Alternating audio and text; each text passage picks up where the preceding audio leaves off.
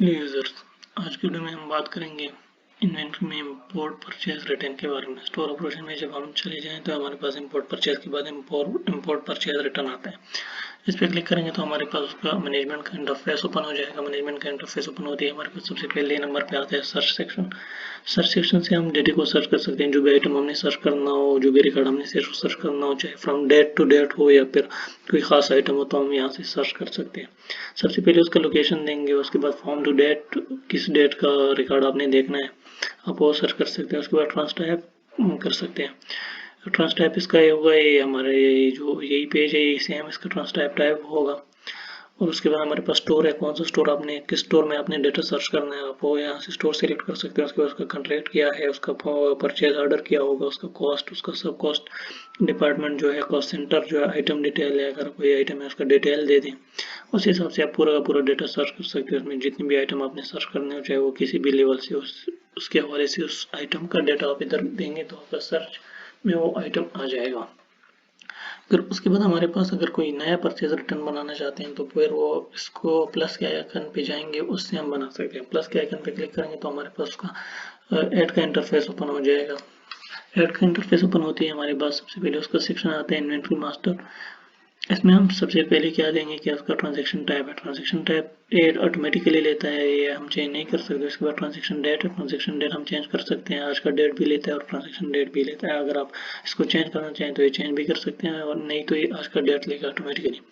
उसके बाद trans number है। ट्रांस नंबर हमारे पास ये जीएस जो है ये रिप्रेजेंट करता है हमारे पास उसका स्टोर नेम। और उसके बाद हमारे पास आते हैं आईपीआर, ये रिप्रेजेंट करता है हमारा ट्रांजैक्शन टाइप। और उसके बाद हमारे पास 25 जो है हमारे पास रिप्रेजेंट करता है ईयर। और एक 5 डिजिट जो है ना इसका कोड रिप्रेजेंट करता है। फिर उसके बाद उसका रेफरेंस नंबर जो भी आप देना चाहते हैं, अगर आपके पास कोई रेफरेंस नंबर है तो आप वो दे दें, नहीं है तो ये इधर से ऑटोमेटिकली लेगा। उसके बाद डॉक्यूमेंट डेट है, ये डेट आप सिलेक्ट कर सकते हैं। उसके बाद आप स्टोर सिलेक्ट करें, जो भी स्टोर आपका हो, उसका कॉन्ट्रैक्ट, जो आपका कॉन्ट्रैक्ट है वो सिलेक्ट करें। उसके साथ जीआरआई नंबर, जीआरआई नंबर का मतलब ये है कि जो हमने इंपोर्ट परचेज किया ना उसमें से आपका कोई क्रिएट हुआ होगा, जो भी आपके आइटम आपके परचेज पहले हो चुका होगा, इंपोर्ट परचेज हो चुका, उसके बेस पे आप रिटर्न करेंगे ना। अगर परचेज नहीं हुआ है तो आप रिटर्न क्या करेंगे, तो इंपोर्ट परचेज में आपका एक पास एक जीआरआई नंबर ऐड हो गया होगा, वो आप सिलेक्ट कर सकते हैं। देखिए जैसे ही मैं जीआरआई नंबर को सिलेक्ट करूंगा हमारे पास ये रेफरेंस नंबर में यही नंबर दोबारा आ जाएगा। अगर आप उधर कोई और नंबर देना चाहते हैं तो भी दे सकते हैं। मैंने इसको सिलेक्ट किया तो हमारे पास डॉक्यूमेंट नंबर में वही आ सकता है, नहीं तो आप इधर से अपना भी दे सकते हैं, जो कुछ भी आपने देना चाहे तो। उसके बाद हमारे पास आता है परचेज इन्फो। परचेज इन्फो में हम इधर से सिलेक्ट कर सकते हैं उसका पार्टी, किस पार्टी से आपने सामान लिया था वो पार्टी सिलेक्ट करें। मैंने फॉर एग्जाम्पल इसमें सिलेक्ट किया है गेट फ्रॉम इंडस्ट्रीज, मैंने सिलेक्ट किया। मैं इसमें सिलेक्ट करता हूँ गेट फ्रॉम इंडस्ट्रीज। हमारे पास ये है गेट फ्रॉम इंडस्ट्रीज, मैंने ये सिलेक्ट किया तो उसकी बेस पे हमारे पास परचेज ऑर्डर हो जाएगा। अब आपने जिस पार्टी से सिलेक्ट किया होगा लाजमी बात है उसका परचेज ऑर्डर भी जनरेट किया होगा आप लोगों ने, तो आप वो पार्टी सिलेक्ट करें, फिर उसमें जो आपका परचेज ऑर्डर है वो सिलेक्ट करें। जिस तरह फॉर एग्जांपल हमारा ये है YLLPO 24 और ये हमारे पास 00011, ये परचेज ऑर्डर है तो इसको सिलेक्ट करें। ये परचेज ऑर्डर की बेस पे आपका फिर आइटम आएंगे कि आपके इस परचेज ऑर्डर में कौन कौन से आइटम आपने मंगवाए थे, वो सारे के सारे इसी बेस पे आ जाएंगे।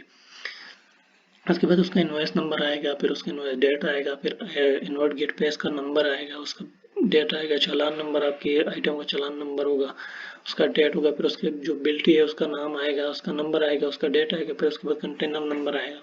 तो ये सारी की सारी चीज़ें इसमें आती है। फिर उसके बाद आइटम की डिटेल है। अब देखिए जो परचेज ऑर्डर मैंने सिलेक्ट किया उसी की बेस पे हमारे पास इधर आइटम आ रही है कि इस परचेज ऑर्डर में हमारे पास कितने आइटम हमने मंगवाए थे, कितने आइटम हमने लिए थे। तो आइटम मैं इधर सिलेक्ट करूंगा, उस आइटम के बेस पे उसका कॉस्ट आपने देना होगा कि क्या कॉस्ट आता है, सब कॉस्ट क्या आता है। उसका डिपार्टमेंट उसके आइटम्स के हिसाब से खुद ब खुद आ गया कि हमारे पास अयान वेयर हाउस में था। अगर आपने चेंज करने के नहीं ये इसमें नहीं किसी दूसरे में था तो आप इधर से चेंज कर सकते हैं। उसका कॉस्ट सेंटर डाल सकते हैं, उसकी क्वांटिटी कितनी थी परचेज ऑर्डर में वो भी आपके पास इधर आ गई कि 396 क्वांटिटी थी।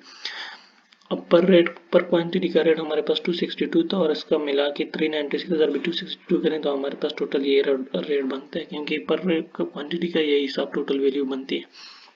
उसके बाद हमारे पास टोकन हैंड 0 है। अब ये हम ऐड इसलिए नहीं कर सकते क्योंकि हमारे पास क्वांटिटी 396 है और टोकन हैंड में हमारे पास 0 चीज़ ही पड़ी है।